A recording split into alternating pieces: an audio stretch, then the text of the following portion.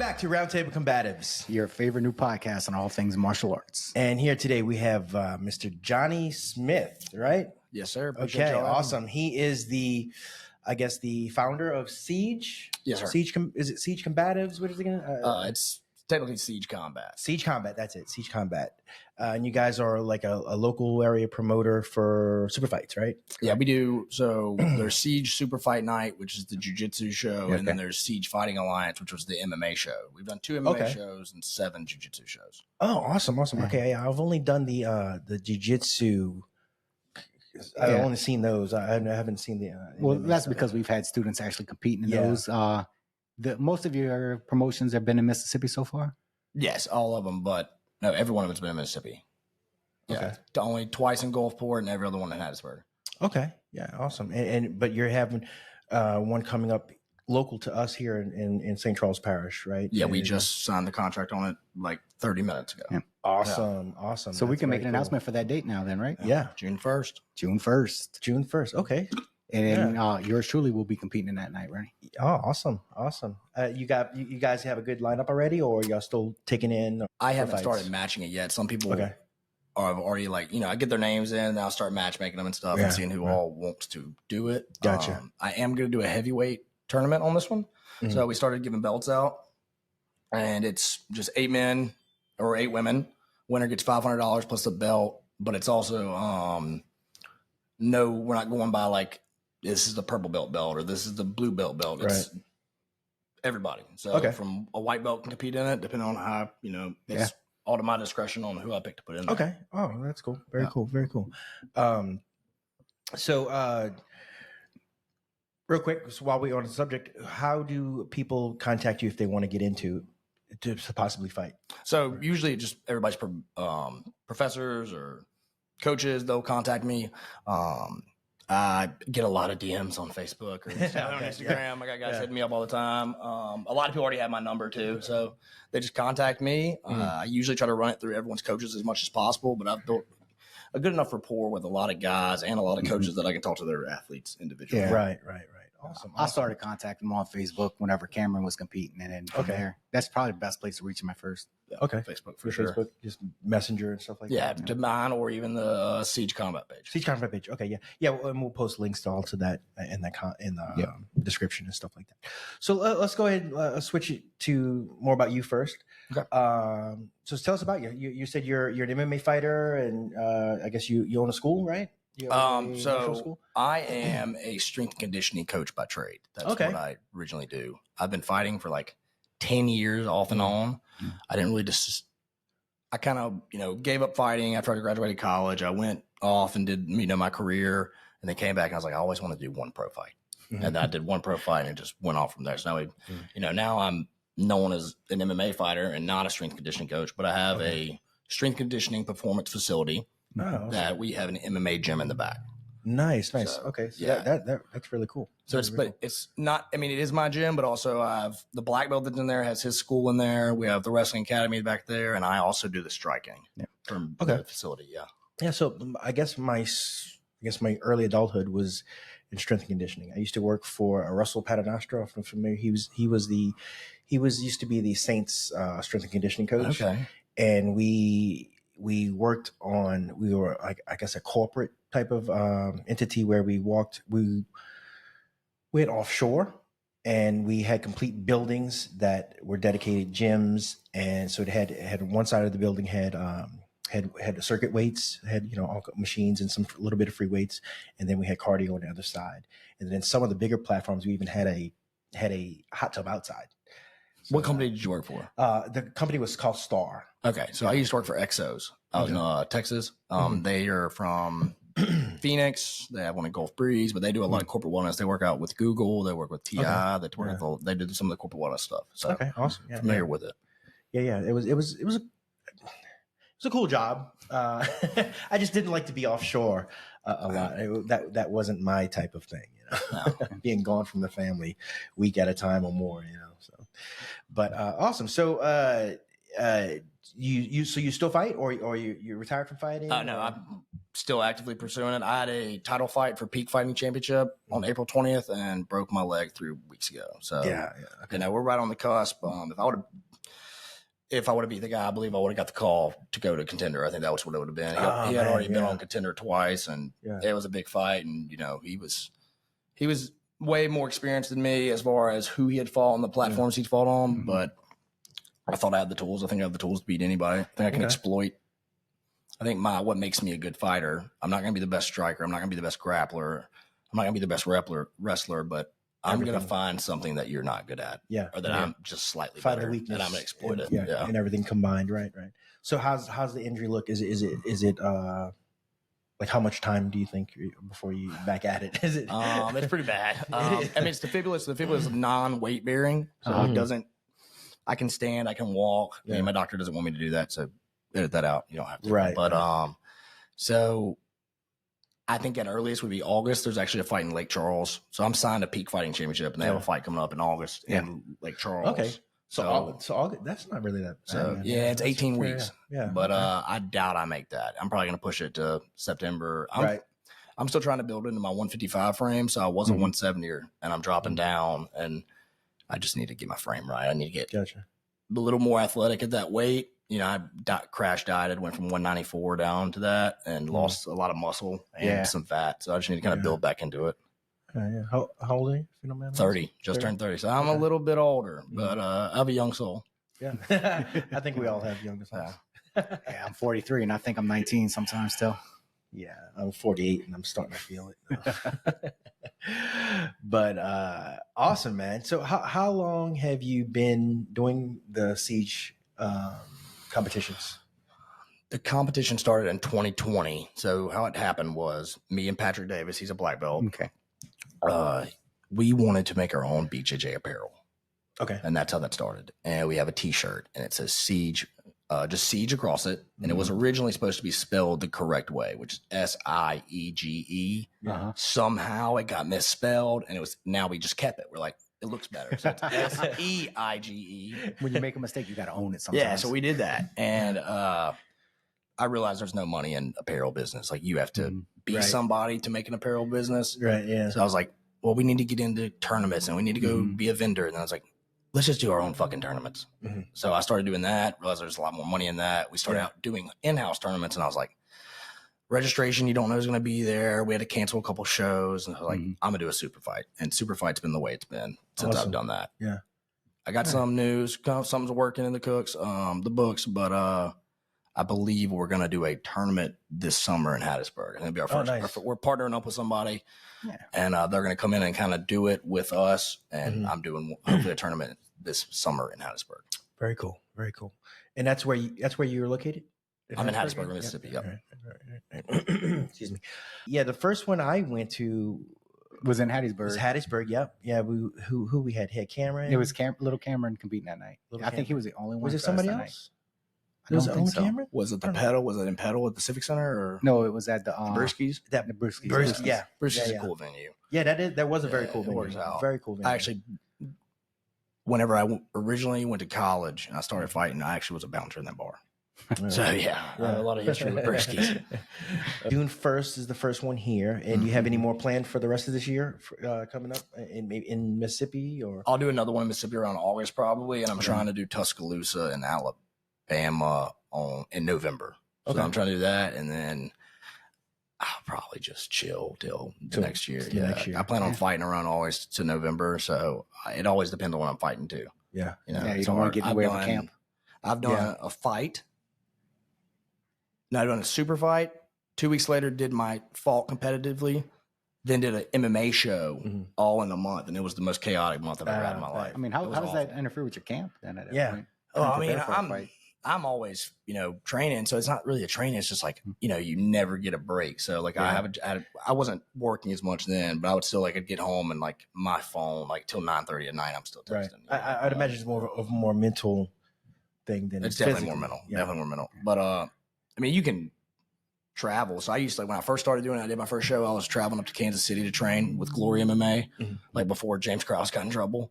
I don't know if y'all know who that is. Right? No. So James Cross had a gym up in Lee Summit, Missouri. I hate him bringing this up, but I was just training with him. So we had Brandon Moreno in there, and like some of the had 20 dudes in the UFC, a couple dudes in Bellator, like 70 guys on the mat, and he was the one that got caught with the gambling scandal. Oh, yeah. Okay. And I was going up there to train, and I would be matchmaking fights in between training sessions. So it's not you can matchmake anywhere, but right. It's not that hard, but it's just a mental toll on it all the time on your phone. Yeah. What's the most difficult thing that you, since you starting this, that you come across, like as far as putting it together, matching, execution, fight day? Keeping her happy and not being on the phone too much. I mean, I can imagine. I can understand that. And gyms texting all the time. I think that is the number one thing in any aspect. Mm-hmm. Yeah, I'm figuring it out. And not that it's a bad thing, I mean, it's just, keeping your woman happy is. I thought he was going to say staying on top of some of the fighters because when we had Jonathan Ramirez, Josh's little brother, competing at one time, they were out of country. And we're trying to sit there and get a picture of them to put on a poster. I forgot about that one. Music, all that, but they're not responding because they're out of country. I think one of the worst things is in MMA, the coaches kind of coordinate a little bit better. They're more used to it. So the Superfight thing is kind of new, but like I'll send out an itinerary or for MMA, and the coach makes sure he gets all the kids. Right. But then people show up to the fight, and I can't give the itinerary out to 80 different people. There's 40 something matches. I need to give it to the coach, and the coach let him deal with it. Right. Coaches should know that. Yeah. And it doesn't always work that way. So they'll show up and be like, hey, this is my walkout song. I was like, dude, the itinerary says turn that in by Thursday. And people asking for free tickets. Like, I get it. I mean, but here's the end of the day. Like, yes, I'm going to make money off the show. I put 8 weeks of work into it. I'm supposed to make money off the show, but that's not really what we're doing it for. I want to build jiu-jitsu in Mississippi and the surrounding areas, but like it costs money, man. It's not cheap. Like it's not at all. And people just like, man, can I get a ticket for my wife or this or that? And I'm like, no. Yeah. Sorry. Like I'm just can't do that. Yeah. It seems like it almost would be better to separate yourself from that aspect of it so nobody bothers you about it. Yeah. So I've tried to do, so I do a lot through the website, go through there, do all that. And it makes it easier. It's not that bad. I do get some people get free tickets, People like, like you have a 3-year-old kid. I'm not going to pay, I'm not that, I'm not that big of a sleazeball or anything, but we work around it pretty well. And people got to realize, you're doing this because you love it, but it is a business. It's a business. You can't do business for free. No. Always. It's a lot of time. I mean, I just saw him cut a check for the venue itself, and then you got to think he's going to pay the fighters for these tickets, and the winners. I think what it is. Brown so we pay purple belt and above, and it's not much, but it's jiu-jitsu. Like it's growing. Like there's a lot of shows that don't pay. Yeah, and a lot of shows you pay to go to. So the adults now, the adults have to pay $25 to be in. And that's just so you have some skin in the game. Because I have a lot of guys that says they're going to do the event. Yeah. And then the day, 3 days out, they're like, nah, man, I'm not going to do it. Can't make it. And so that's why I'm like $25. Like, if you can't give me that, don't worry about doing the show. Yeah. And that's really just to pay for the medal and, just some stuff like that. And I want to make better medals. And then we give 10% up to 20 to 25% commission on your ticket sales. Like if you sell 2 tables, I'm probably going to write you a check for $200, and black belts get $100 for the win bonus. Brown gets 75 and purple gets 50. Yeah. So now I see why those chairs and tables are valuable. Yeah. Blue and white, you're kind of amateur, technically, in my opinion. You're right. So, but everybody can make money selling tickets. I made more money. My first 3 professional fights, I made more money on my last amateur fight because how many tickets I sold. Sell tickets. That's how you make money. Yeah. But even $25 seems a little cheap compared to definitely go up. No, I know some others, and they have great shows, guys that do them. I've talked to a lot of people about their show. I talked to all these guys.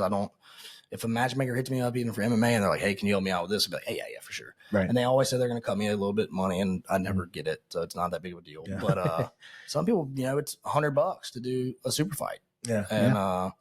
And I get it. I totally get it. Or you might pay $100 to do a tournament, and then all of a sudden you only got one person. Yeah. AGF still owes me probably $115. Right. Like tournaments now are ridiculous. They'll be in Baton Rouge tomorrow if you want to go collect. Yeah. So if anybody listening, if you're going to help out, Make sure you get your music on time. Yes. Yes. Send a picture.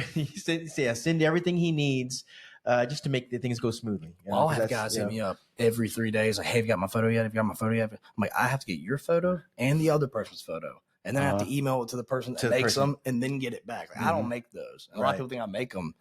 No, I don't make those. I outsource that. Like the little promo.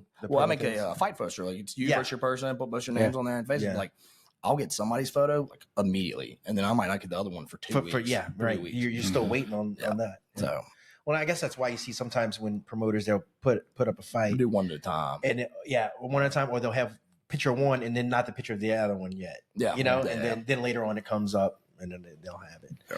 They're just trying to get the promotion out there. I'm about to say, if he's able to talk to the guy for me that I want to go against, Roger Maddox, if you're listening, I'm gonna text Roger right after this. Daddy's coming back for you. But be a nice little face-off picture. That'd be nice. Yeah.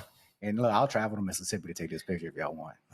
Is there like weigh-ins and stuff beforehand? I'll tell you this: I've done a virtual weigh-in and I've not had a problem with it. If you're cheating for a jiu-jitsu match, that's unreal. Yeah. But there's a system on how I do it, so no one can really cheat. But for the tournaments, like for the heavyweight tournament, you have to weigh in day of.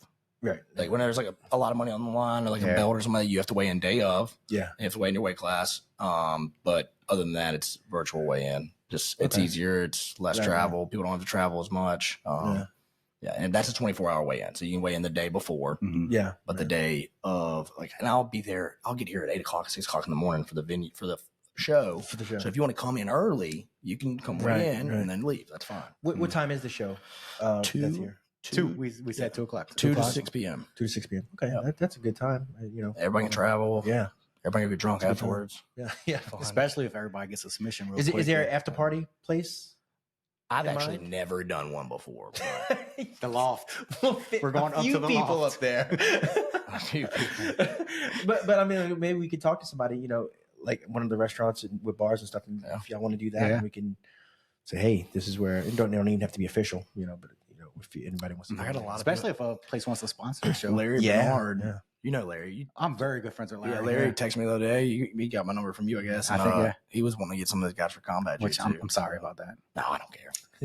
He texted me the other day. Like, hey man, I know it's Easter. You want to text me? I said, dude, my phone never stops. Yeah. So I'll text Larry you. Bernard. His guys are scrappy too. They like to fight. Yeah. I wanted to get him on my MMA show a while back, but we don't really do the MMA show that much anymore. We'll bring it back around eventually. Everyone's trying to be an MMA promoter now. Yeah, there's a lot. There's another show every week popping up, and I was like, man, I'm just gonna stay in my lane. Doing jiu-jitsu.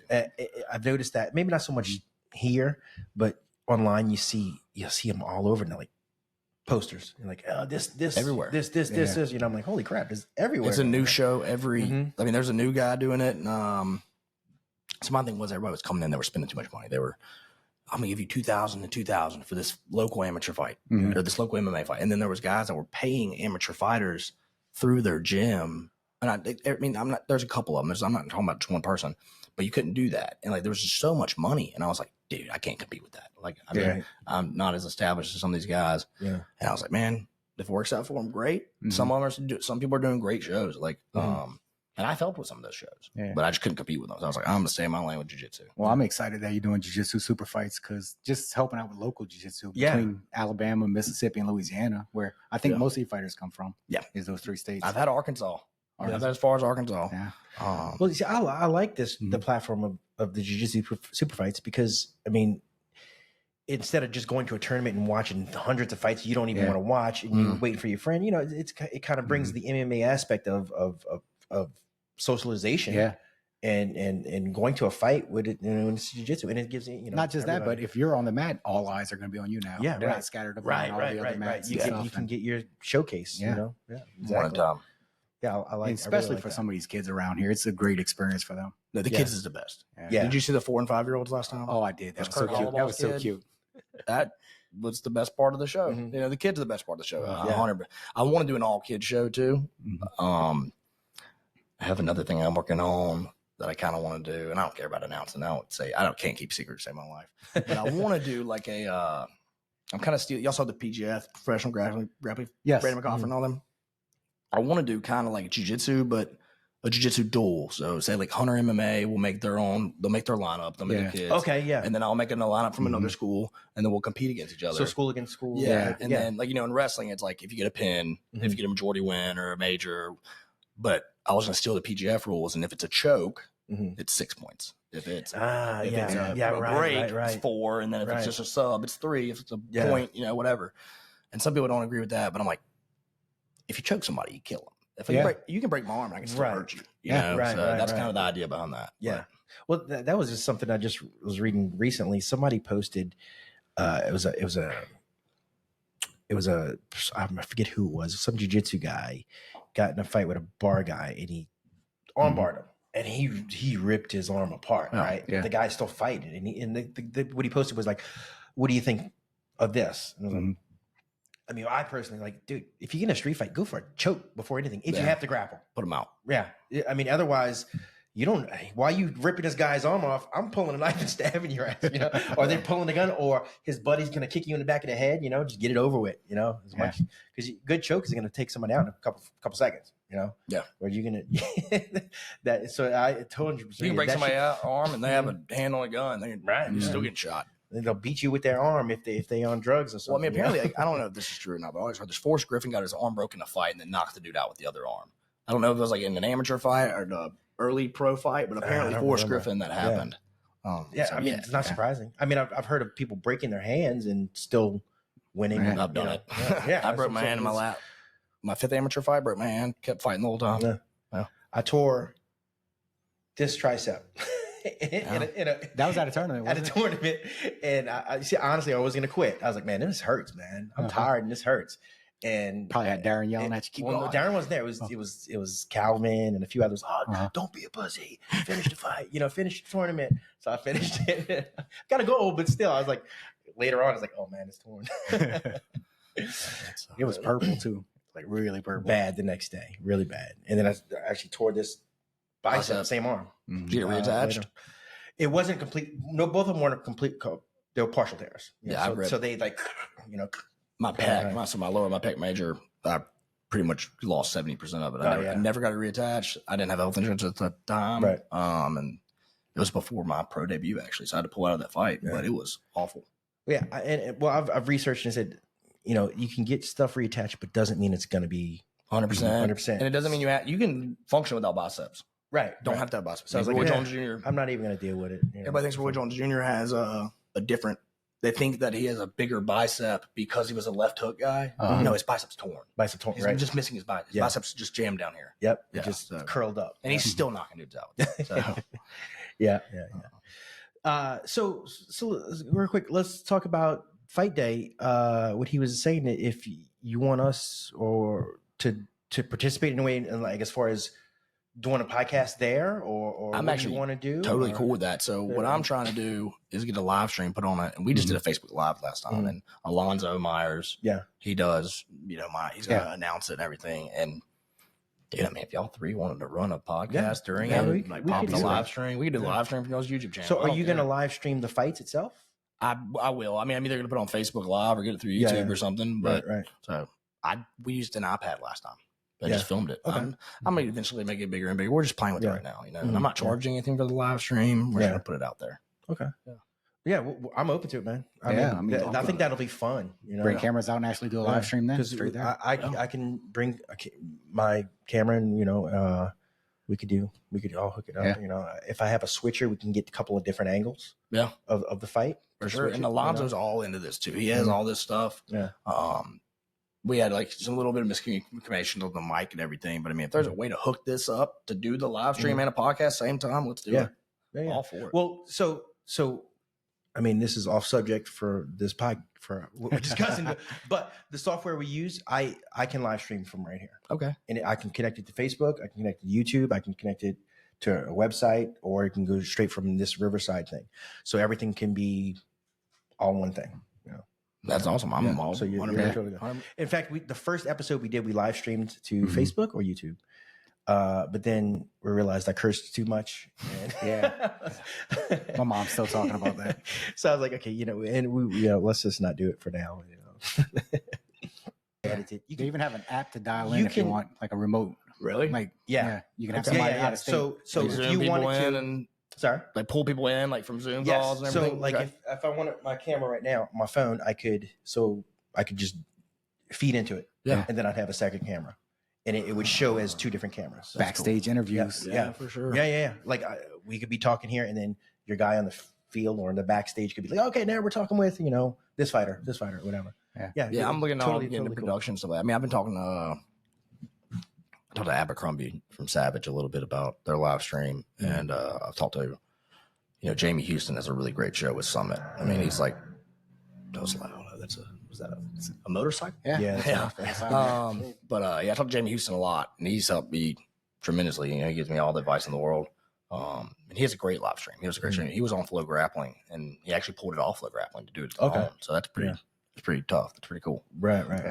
So we're looking at expanding, looking at growing. I mean, I'm only going to. I would love if I could get it to a show in Louisiana, a show in Mississippi, and a show in Alabama. Do one every month and just keep rotating. No, that's the plan. That'd be cool. So, that'd be very cool. Give us the chances to go to different places too. Yeah. I really like Foley, Alabama. Yeah. Just down there on the beach. Oh yeah, always a nice spot. Well, the problem is I'm really good friends with Jimmy Mills, and he does a little show over there. So I ain't you don't encroach on anybody's Baldwin County. I'm staying out of. I got you. So. We'll definitely talk about that because that's certainly doable. Yeah. Okay. What else, guys? Anything you want to announce? Anything else you want to talk about, discuss? This is kind of on a fly. Oh, for sure. Thing, so we didn't have a full preparation of research and ask you questions and such like that. But we just really wanted to get this out as far as this upcoming super fight. Yeah, no, I'm excited about it. I'm excited to get over to Louisiana. I've been trying to get to New Orleans, and Billy had a great spot, great hookup. I've been bugging him for about a month, at least a month and a half, maybe. Because again, I want something out here to showcase the local gyms.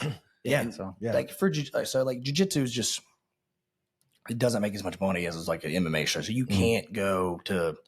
If I try to get a venue in the middle of New Orleans, it's going to be $6,500. Yeah, and there's just no way to do that. Right. And so, like, this is a perfect spot. Like, honestly, I've done civic centers.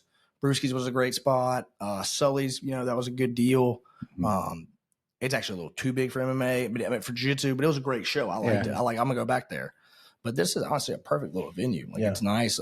Great warm-up area for it. We'll have it fits perfect. Honestly, in my opinion, it fits perfect. And so I'm excited about it. I'm excited about getting more people in Louisiana to do it. Yeah. Does anybody do super fights in Louisiana? No. Yeah, I don't think anybody does. We have not had. The last one that we've had was Fight to Win. Fight to Win. Yeah. And then they haven't been back. Fight to Win. That's it. And Fight to Win. But they ran out the Hilario Center, and I'm like, I'm not renting that out. Yeah. Well, their last one was actually at what's that college in New Orleans? Xavier College. Really? They used the gymnasium over there. Yeah. Again, it was a big venue, and they had a lot of people there. But I mean, people were coming because it was Fight to Win. I mean, that's live streamed nationally, and so. Yeah, we discussed that a while, like months ago, about hey, we should do just to promote the podcast and stuff like that. But we never haven't gotten around to. We also didn't want to fight Joey Anaconda. Yeah, I'm waiting on a phone call from Joey. He's like, "Hey man, what you doing in my territory?" I'm like, Joey, like you don't do jiu-jitsu, it's okay. I'm not taking any money off your table. But I got a bunch of friends from New Orleans. I love all the West Bank boys, and we've had Cyclone on, and then Chris Crosby up to them in Baton Rouge, and I'd love to just get just grow it more and more and more. And we try to make it super affordable, make it super easy, a super easy process. Our rule setting we've changed over and over and over again to make it, just easier. I do have an idea that I'm working on, and I'm not really gonna talk about it yet because it's kind of stupid right now, but I want it, it's not like speed jiu-jitsu or anything, but it's kind of like a speed jiu-jitsu match where if you have a time limit, you have a time, you have a clock to make a movement. Like if you can't stall. Stalling. You can't stall, and we'll deduct points or we'll DQ you. And I have a couple ideas for that. And I'm keeps the action going. And if I ever try that, I'm gonna try like a one trial match. Be like, all right, this is a siege within match. the siege. So we're always trying to do different things, and I want to do more combat jiu-jitsu stuff. I still want Alex Martin. I would run it back with you, but not on my show. I'm never doing that again. I did a combat jiu-jitsu match with Alex Martin. Dumbest idea I ever done in my life. You were there that night, Rennie. Oh, that was when they made the announcement over. Right, yeah. First and off, everybody went, ooh. I should have pulled guard on that guillotine. Didn't do that. That was stupid. Oh, I'd be teasing you right now. But, well, I had the even with a guillotine guillotine, locked in. I don't care. I had it locked in. He was actually about to tap, apparently. He's going to say he wasn't. But anyway, doing your own show and setting it up and running it and then trying to warm up and go out there. Yeah. That was ignorant. It was ignorant. That doesn't seem... Again, that's why it's been since 2018 since I've done a competition because I'm out there coaching, and I told you how many kids we have. I mean, we'll show up to tournaments sometimes with like 15 to 17, 20 kids. Yeah. And sitting there running around coaching all of them. I have no energy. Yeah, when you're dedicated, trying to dedicate your time to helping somebody else, and then it's just hard to... Especially my coaching style of I'm loud, standing up, yelling, giving everything I got to try and inspire them. And what's funny is I tried to, I did this obviously because I'm in love with Jiu Jitsu, I'm in love with MMA and all that. But, I wanted to grow the sport in my area. And barely anyone from Hattiesburg does my show. Like we have some guys from my gym that does it. And like none of the kids compete in my show really, like a few. And like it's going to start growing and growing and growing. And now like with the wrestling, I'm going to start doing wrestling matches too. So like exhibition wrestling. That'd be cool.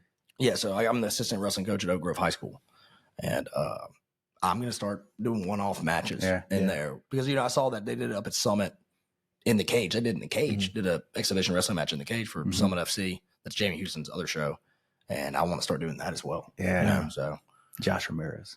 So I like Josh. Josh is smooth, man. Josh is smooth. So let's as far as that's what I kind of liked about the platform you're doing is the competitors can agree upon the rules of the match. We used to do that, and it got too dicey. I was like, man, one person doing this, one person doing that. Yeah. This person's not doing heel hooks, but we're gonna do straight ankle. And I was like, all right, white belts can do up to straight ankle knee bar, no twisting of the knee. Anything blue belt and up, twist away. And then the only thing that I would allow is say if white belts both collectively agree to all subs, or if a blue belt was like, hey, we're not going to do legs. Right. That's the only thing out. If you're like, we can't do straight ankles, but we'll allow knee bars, not doing that. And we don't do anything for kids below the waist. Yeah, nothing. Okay. So, okay. Yeah. So combat jiu-jitsu too is on the table then? Like if you do combat jiu-jitsu match and you're willing to slap somebody in the face, there's no belt for that. Yeah. So like you can get your heel ripped off if you want. Get your knee ripped off. So yeah, we're not doing belts for combat jiu-jitsu. Okay, cool. They'll just beat each other up. So I'm sorry. So what you were gonna say? Yeah. I was gonna say I had a funny fight at the sixth one. We had a 15-year-old. He was ranked adult white, and we had a gray belt going against him because he was 14. Yeah. And I don't know why he was ranked adult white or whatever. I don't really know. I don't keep up with all that much. But the ref thought that straight ankles were okay because one of the kids was an adult white, but the other kid was a gray belt. But they were not in a gi or anything, so no one really kind of. So you couldn't. Really, so one of them pulled us. He tapped him with the straight ankle, and they're like, "We can't do that." And so we went in, we talked about it, and I was like, "Yeah, we got to restart that match." So we restarted it. Yeah. I mean, and another thing we have is like refs stopping matches for kids. Yeah. If they're in a submission. Yeah. I think I'm going to put a time limit on it. I think if you're stuck in a submission, like now, obviously the ref is always at his discretion, whatever he wants to do. But if this kid is stuck in a submission for 5 seconds or longer on a break, not a choke, but on a break, it's over.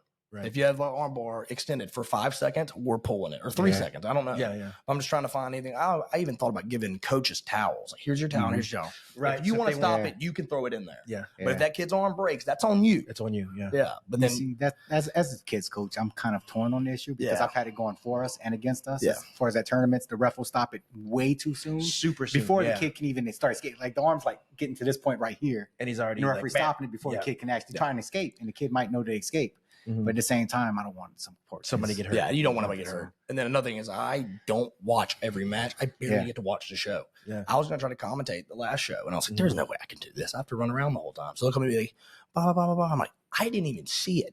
Like, I can't. I'm up here dealing with tickets, or this person doesn't have this. And so, it's a headache all the time. I think you're the last person that would enjoy the show.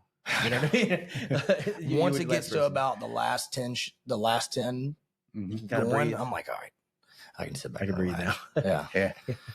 That's how it is. It's always like that though. So you started off with AGF rules, I think it was. We started out with AGF, basic rules. We still do AGF for the kids. Yeah. And we did points at one time. We did a judge's decision at one time. And I was like, nope, sub only. Yeah. Sub only. Kids don't get sub only if it's a draw, if you go to the decision. Because it's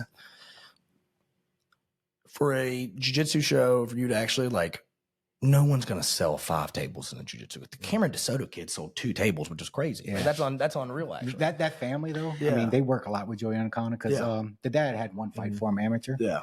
And they constantly sitting there, like, in our Facebook page all the time, hey, we're getting 2 tables. Who wants to?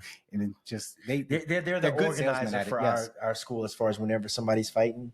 They support. They're the ones like, okay, hey, they're gathering everybody's money or whatever. Yeah.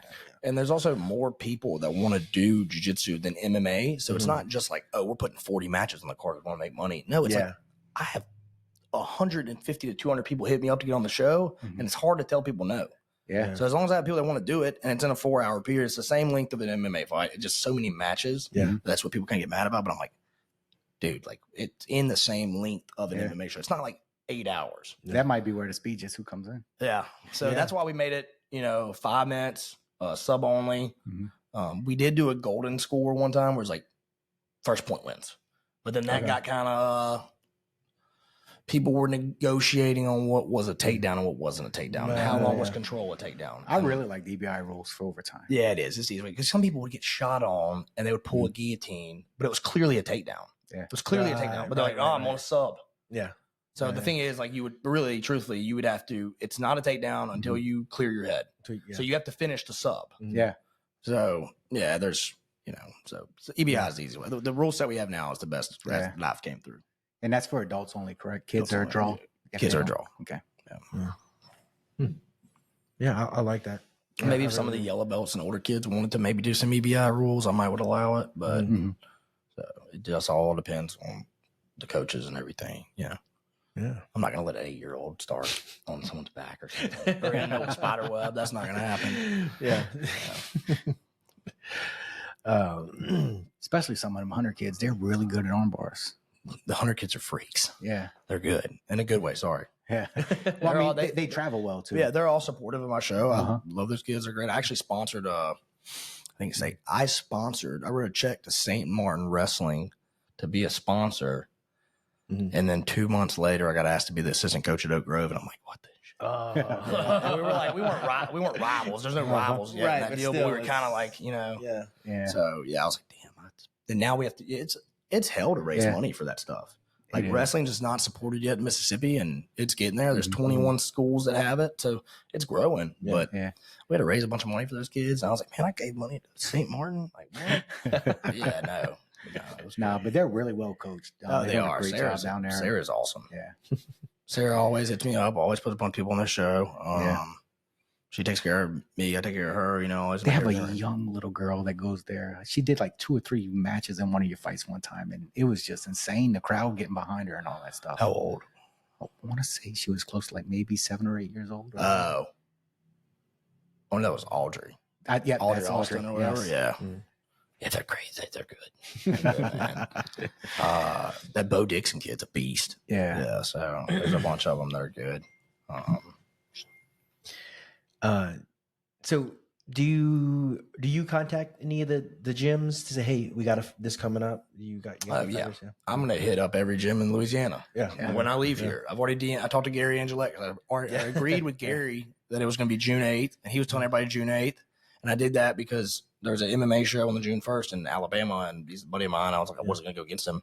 It's in New Orleans. It's far enough away. But June 1st is the only date I can get, so I'm doing June 1st now. So I had to go back and tell everybody it's June 1st. Yeah, guys. So Louisiana gyms, man, hit them up. We'd love to have a lot of Louisiana representative. Speaking of Gary, Johnny said he's gonna come in overalls. I'm debating on wearing a pair of overalls. You should do it. I think you should do it.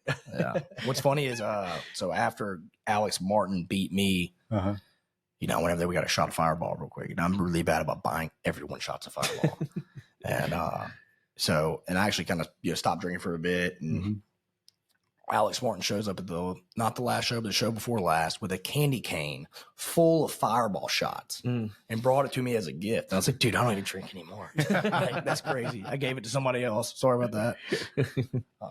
Yeah. So the VFW, they're going to have alcohol there? Yes. For this fight? Yeah. So they worked out all the agreements on that. Awesome. So alcohol, food, everything. concessions.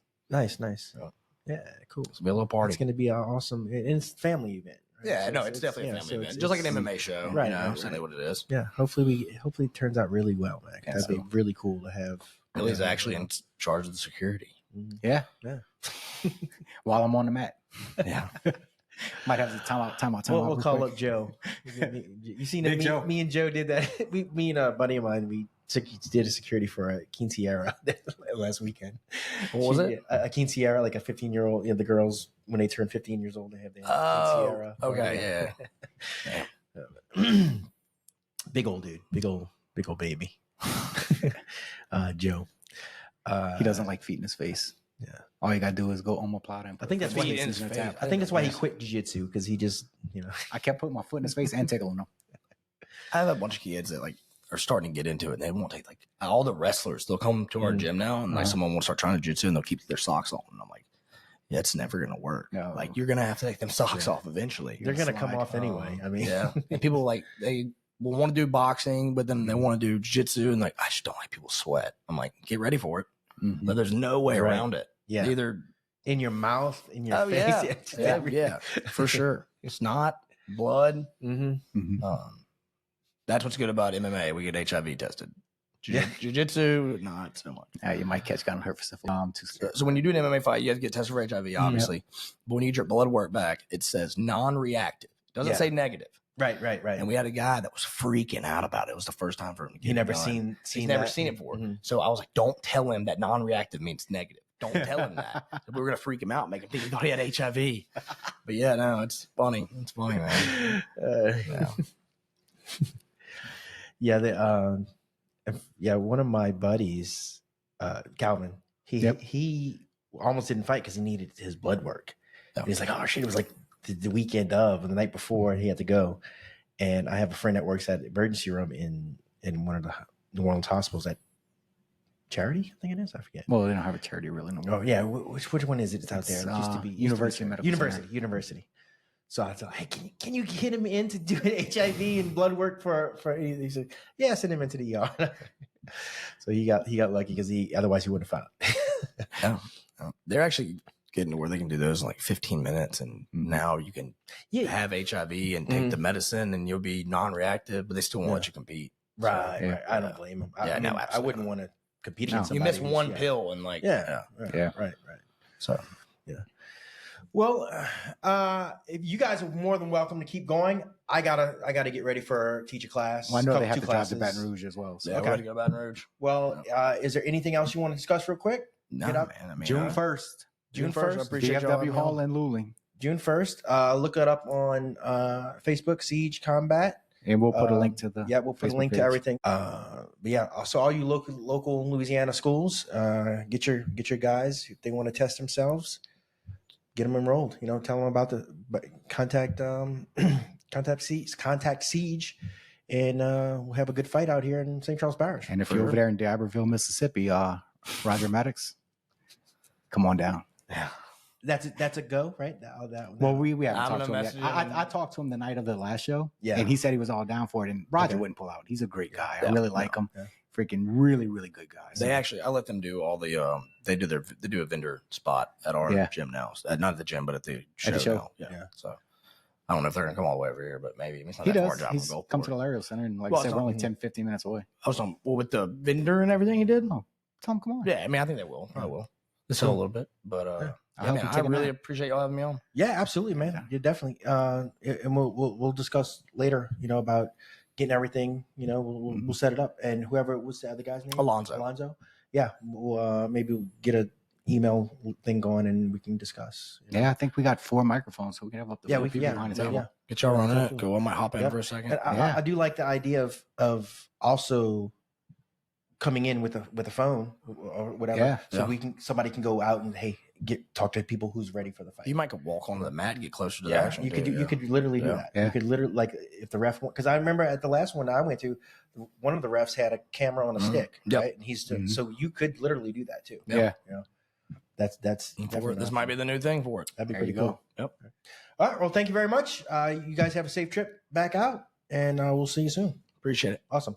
And don't forget to break fall.